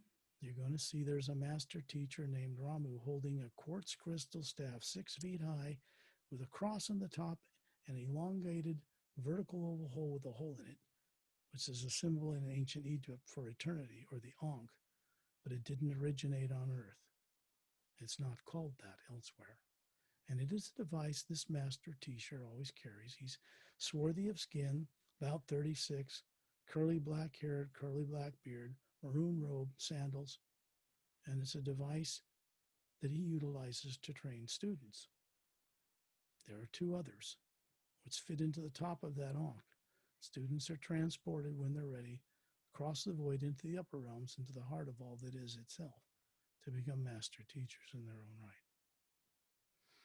To the right of Turellian, inside the circle of us, is another master teacher named Opelum. He's from the planet Oceana. It's mostly water covered. It's in the 3rd parallel dimension of the physical universe across the other side of the Milky Way galaxy, in the same level as the Earth with no polar ice caps and the live moon. We visited before coming here. He's showing you an image of their world with 3 stars around it. Trinary system. The more advanced worlds have trinary suns. The planets revolve around. It has several moons. They are alive like Earth. This planet is mostly water covered with a few small little continent islands around the equator. And you can see dome cities with 3 4-sided golden pyramids and little semicircular mountain ranges in the back, in clearings in the jungle on these islands. tubes running from them down into the ocean. They go to the bottom of the Ocean and they connect with dome cities at the bottom of their sea all over the planet. You're going to see another being now appear, hovering in front of me near Turallion, and this is Etta. He is a 3 foot long from the tip of his nose to the root of his tail, smooth green skin, not wet, like kind of like a salamander, but he doesn't look like that either. He's 3 feet long from the root of his tip, the root of his tail to the tip. It's glowing like crystal opal in bright sunlight, multiple colors, and he is standing upright on 2 legs in the atmosphere. Well, the void, actually, there's no air. He has little dexterous hands and feet with toes and thumbs just like a human.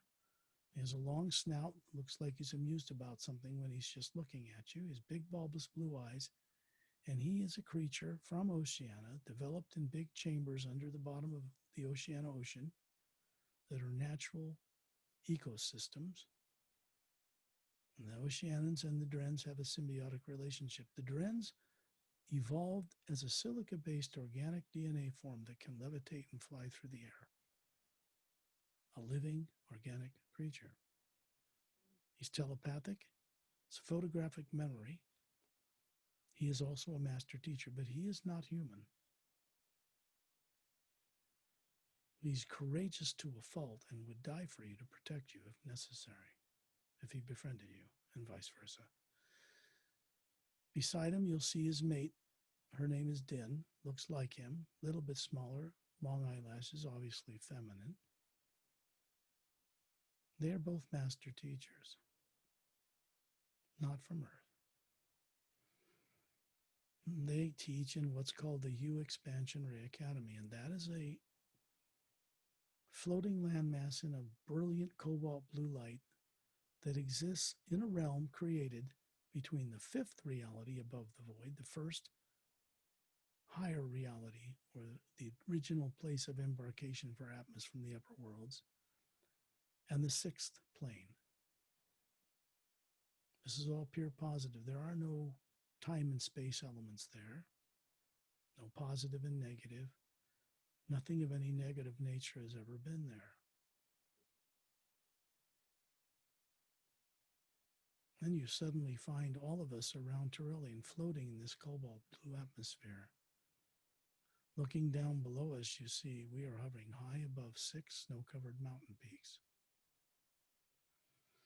When you look out in the distance, you can see a huge floating circular landmass with a white glowing sandy beach encircling the entire outer circumference. Nothing else is here except this luminous landmass in a luminous cobalt blue atmosphere that extends in every direction as if it goes on forever. And behind this cobalt blue light, you can see a white golden energy supporting it. When you look to the west, from the western mountain on the lower plateau, you'll see a circular 100-foot wide in diameter white marble floor, and there's a glass administration tower coming out of it that's smooth as glass, beautiful blue, comes up to a flattened spherical area, which is an administration area up to a minaret point. And at the outer circumference of this little white marble floor are little white roadways that go off in each direction, like the spokes of a bicycle tire.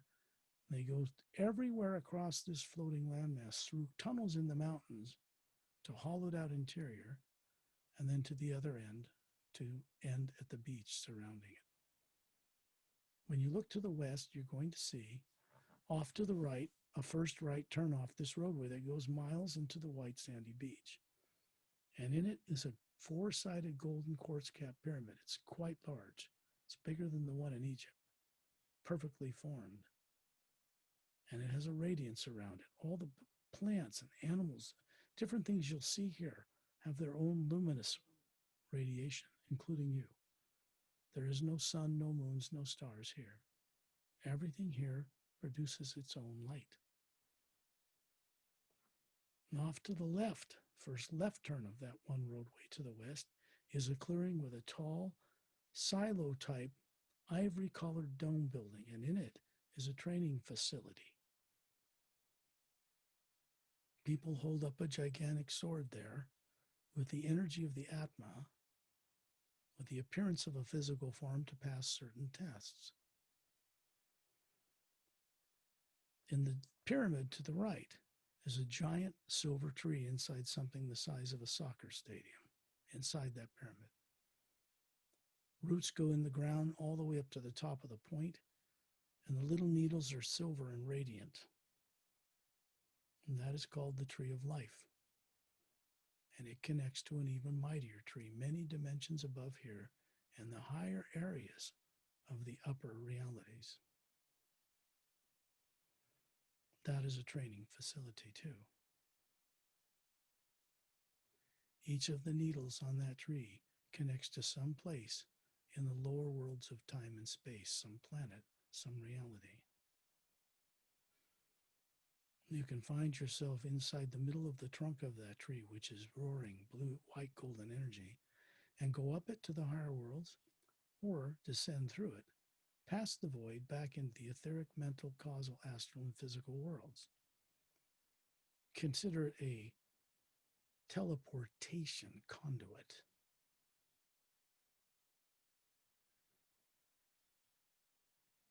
Out at the end of that western roadway, to the right turn, just before the beach, is a long Olympic-sized swimming pool with a redwood-type handrails around it, and in the background, a long rectangular octagon-sided kind of building has two half-sphere blue glass doors at the end of this upper porch that lead inside that building.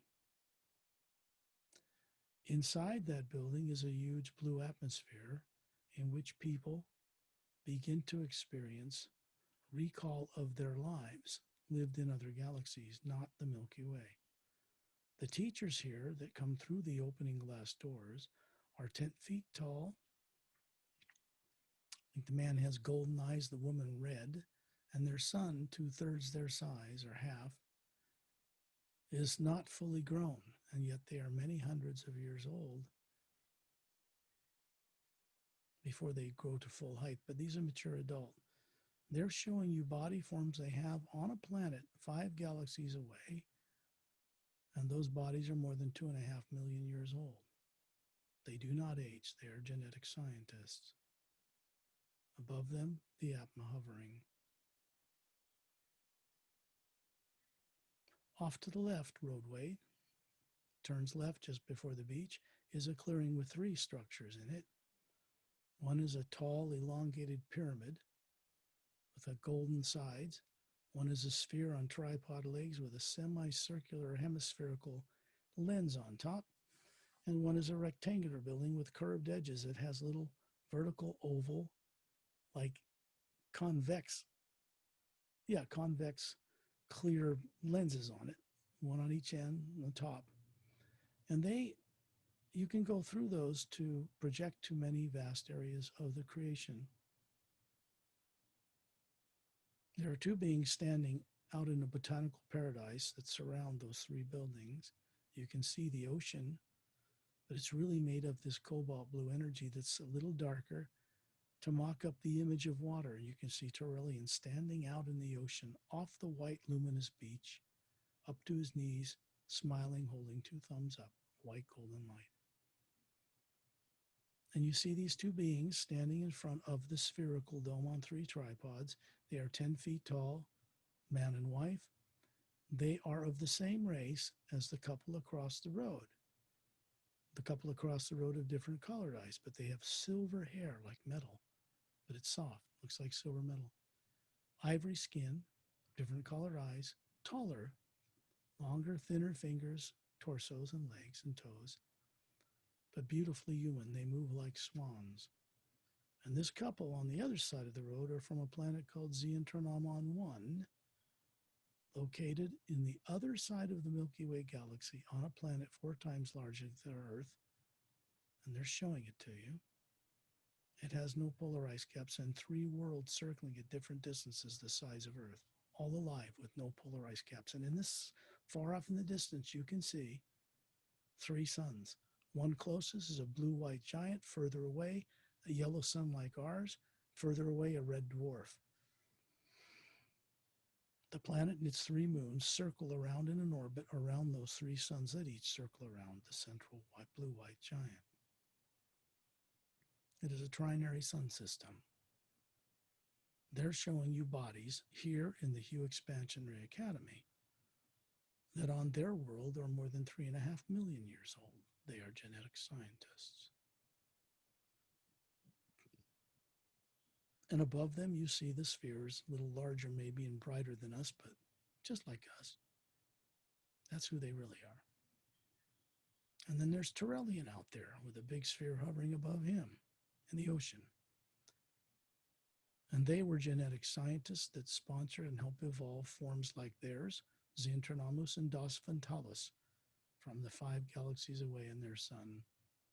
They are a race that originated in that galaxy. The Xantronamus came here a billion years ago to help seed life and develop things in the Milky Way galaxy, and they run more than half of it. The other part is run by the Galactic Alliance, and they work together now. These beings have silver hair. From Xantronamus, those rays all have violet eyes.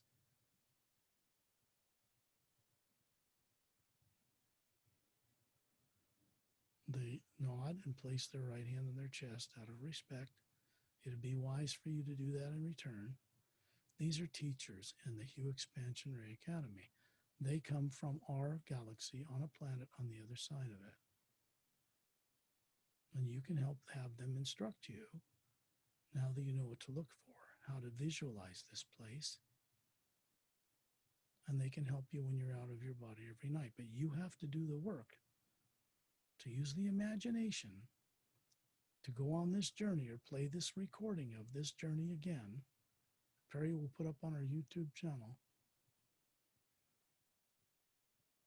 And then you have to practice rehabilitating higher faculties of visualization in order to go to such places, writing the omnipresent first sound in eternity that is behind and supporting everything. This is a little visit to the Hue Expansion Ray Academy, across and above the void. Because it's from here you can bring energy back to where you are on Earth that can actually change things. Now you find yourself circling around Turellian, looking at the Earth in the parallel dimension of our galaxy, third parallel dimension up, that has no polar ice caps, the big continent over the center. And you see that green glowing crescent-shaped beach I pointed out in the beginning? You're going to find yourself looking down, and you're going to look at your toes, perfectly formed, wiggly in glowing emerald green sand.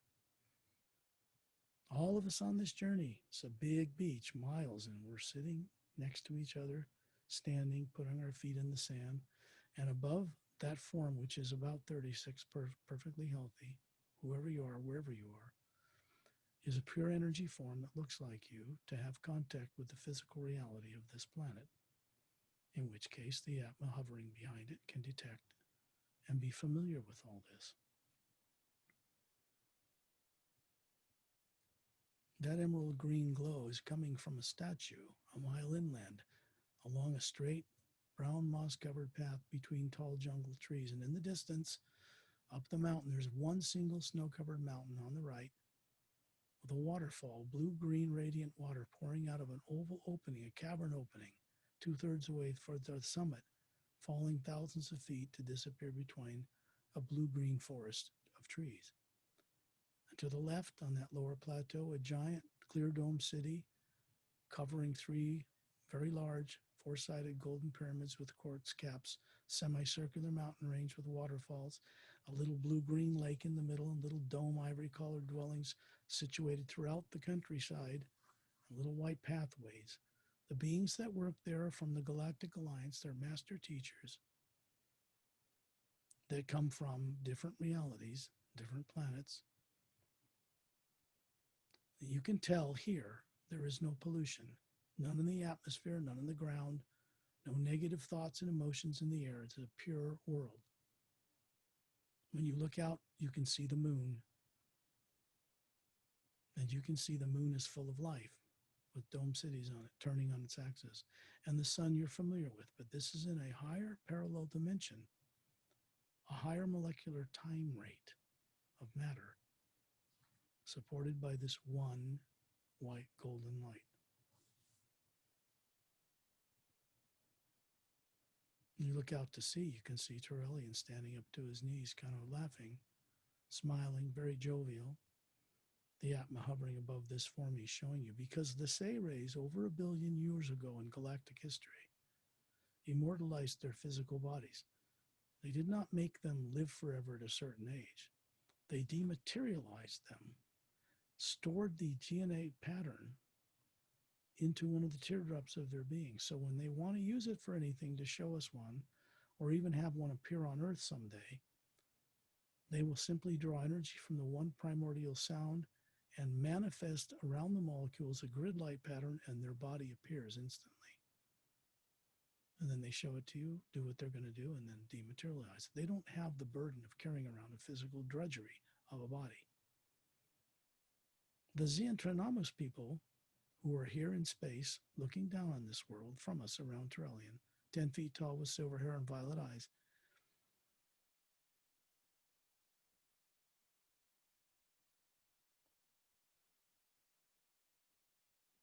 are responsible for that statue that's in the clearing a mile inland, the center of the curve of the emerald green beach, and we're hovering around it, and you see it as the statue of a woman 10 feet tall, made of pure polished quartz.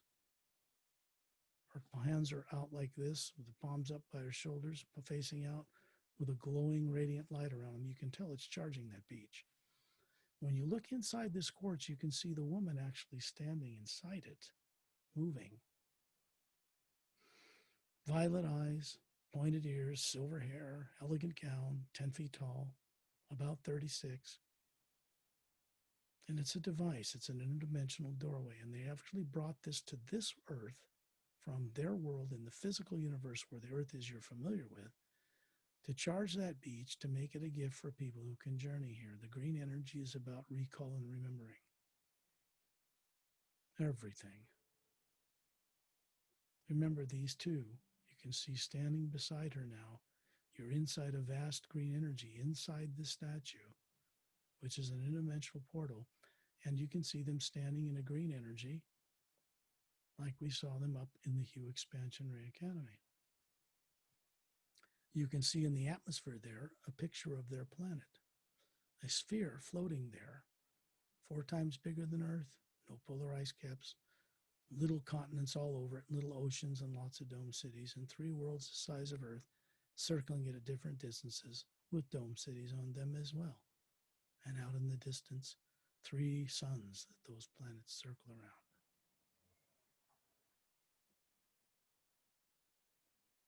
Then you find yourself wiggling your toes in that green emerald sand. That energy comes up your feet, up through the top of your head. You look up smiling, goes into the white core of the sphere of your being, hovering above it, and out into the green layer to turn on certain teardrop faculties that have not been turned on in a very, very long time. And then you find yourself in space above this world, around Turellian, Ramu, Pelham, the Dren, Etta, and his wife Din, and my little kitty Starlight is hovering there next to Etta. He's smaller, of course, he's a cat, but he's got his little tail glowing like opal, and he's levitating. Etta is training him. There is a spherical Atma hovering above that cat form that looks perfect. This is the cat I have on Earth as my best friend here. He's very evolved, and he is here too. The Xentronomos couple and the Das Ventalis couple and their son, Ramu and Opelum, and a host of several hundred other beings in a circle of spheres of light around us. And then we see the Earth change. You see the polar ice caps you're familiar with, the barren moon, the sun, and we're hovering in space, looking down upon this world you're familiar with our friends from very far out of town, meaning off-world.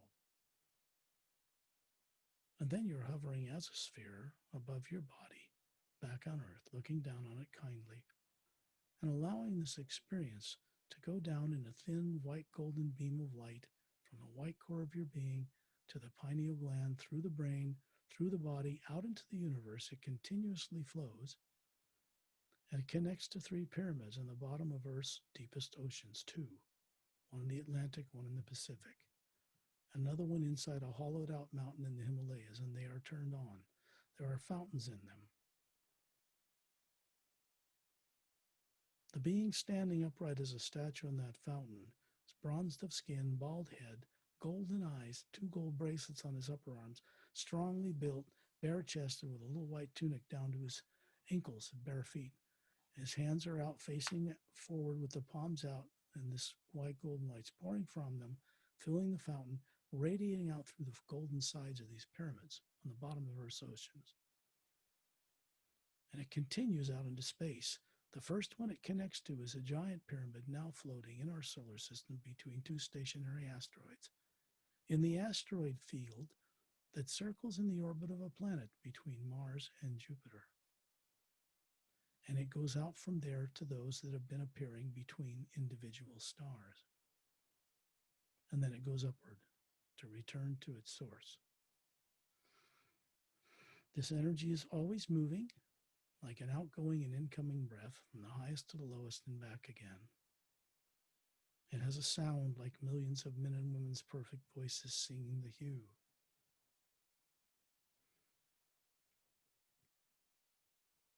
And then you see this energy move out in a field of energy that widens the electromagnetic field around your body 2 miles. It flows past that barrier so that anything of a negative nature trying to approach you is either neutralized or disintegrated or turned into something benevolent. So you're not going to find tyrants approaching you unless they want to change. This is what you're bringing back to Earth from this journey. How well you do with it depends on your own sincerity and effort to utilize your imagination properly.